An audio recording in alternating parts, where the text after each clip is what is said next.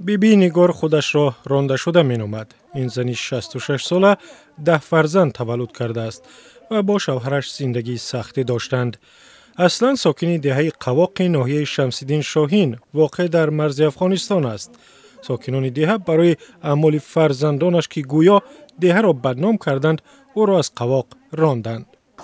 در مرکو هم نمیتن چهار بزرم چیش میکنن راش نمیتن درونی همه گرا دوره میچرانم خودم اینا نم خیلی روز گذراندم رفتم این جماعت که خیلی نم خیلی گپای نم خیلی کورای میگه که تو را چی با پوتا با پای فلانیو درست کردن چی بعد همون مردا کنه چی میکرد میگه پوک زتره ای رازیل که نه اوس میره ایس نمیره همین همون نوروز 4 فرزندش با گناه قاچاق مواد مخدر از افغانستان زندانی شدند. یکی از بیماری شوش در زندان فوتیده است. به قول بیبی نگار مردم قواق او را هم گناهکار می‌دانند چون مادرشان است. همین خیلی کم بغلی دیدن که مردم ماشین گرفتن و این 3 بچه دیگه اونم ما کار میکنیم مقصد همین دوام میتونیم کارمون یک کوی دیگه ما چی میکنیم میبروریم من خیلی فکر کن آدمای همین به پشت به قنات کم بغل کی چیز میتا هیچ کا رفتاری فرزندان و در بدری شوهرش غایب نظر و سکته قلب کرد و کشت.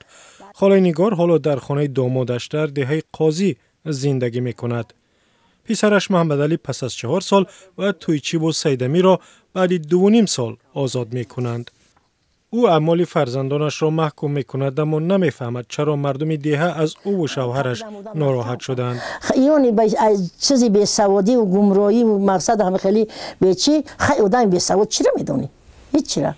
بیبی نگار چند بار از دخترش خواست که او را به خانه پیران سالان برد چون نمیخواهد خانواده پدری به زندگی او نیز سرایت کند.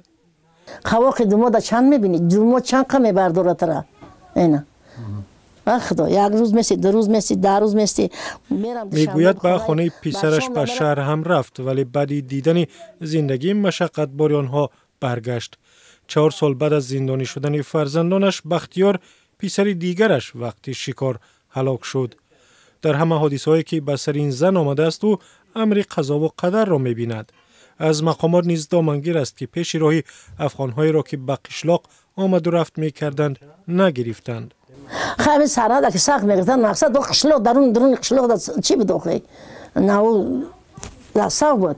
امیر سخت می‌گفتن همون سرادونا و مقصد همون چیو به جون ما جبر نمی‌کردن. این زن گرفتار بیماری دل را فقط پسر مهاجرش شیرافغان کمک مالی می‌کند. او فقط انتظار آن است که روز با فرزندانش به خانه خودش به دهه قواق برمیگردد و مردم هم بعد از ادای جزای فرزندان به او نظرشان را تغییر می‌دهند. خانم در شکل فعلا گشتگیان و چیکارگیان نمیدونم. نرفتم. بخدا بچه جون 4-5 سال میشه نرفتم.